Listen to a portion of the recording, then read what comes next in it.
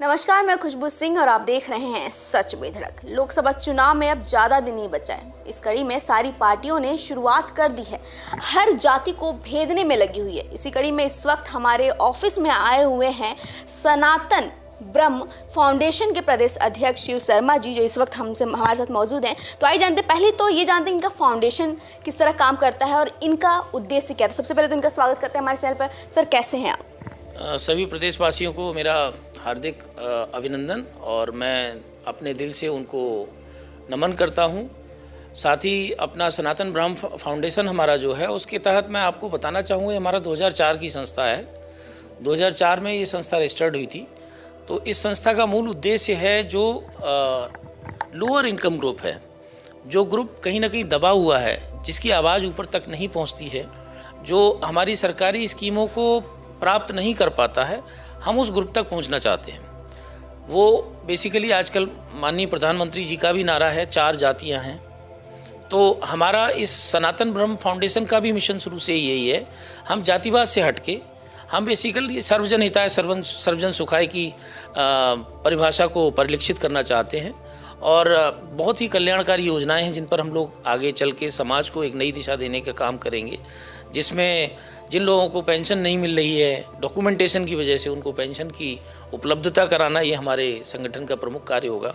विकलांग एक प्रकोष्ठ हमने अपना बनाएंगे। उस प्रकोष्ठ में बहुत सारे विकलांगों को बहुत सी ऐसी सुविधाएं दिलाई जाएंगी जो उनको, जैसे व्हील चेयर्स हो गई, उनके लिए उनके विभिन्न प्रकार के अंग लगवाना, इस तरह की सुविधाएं हमारे इस संगठन के माध्यम से होंगी।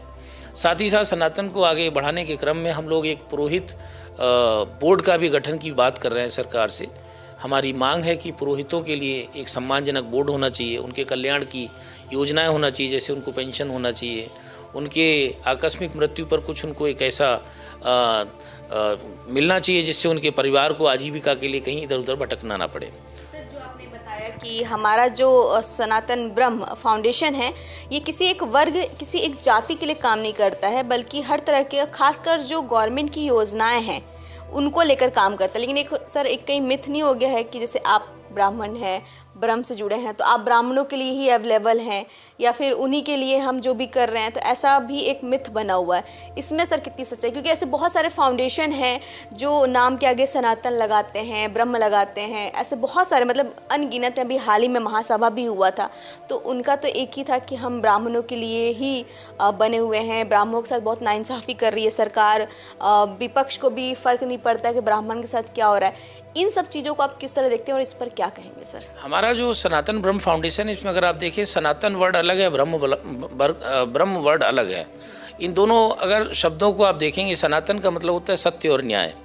तो हमारा ये संगठन सत्य और न्याय की लड़ाई लड़ेगा। संगठन में सत्य और न्याय के लिए अलग प्रकोष्ठ होगा। प्लस जो लोग सनातन के लिए आगे बढ़ा रहे हैं, वो तो कहीं ना कहीं आचार्य लोग हैं, जिनके अच्छे नैतिक मूल्यों से हमारा समाज आगे बढ़ रहा है, जिनको देखकर हम आगे बढ़ते हैं। तो हमारी ये सोच ये है कि पहले हम सर्वजन हिताय सर्वजन सुखाय को लेके चलें, साथ ही साथ इस ब्रह्म समाज के लिए भी हम कुछ करें। ब्रह्म समाज भी एक ऐसे समाज का अंग है जो कहीं ना कहीं दबा हुआ है। उस समाज को साथ लेके हम सनातन परंपरा को आगे बढ़ाना चाहते हैं। हमारा संगठन कहीं भी ऐसा नहीं है कि सिर्फ वो ब्रह्म समाज की ही बात करेगा। हमारा संगठन सर्व समाज की बात कर रहा है।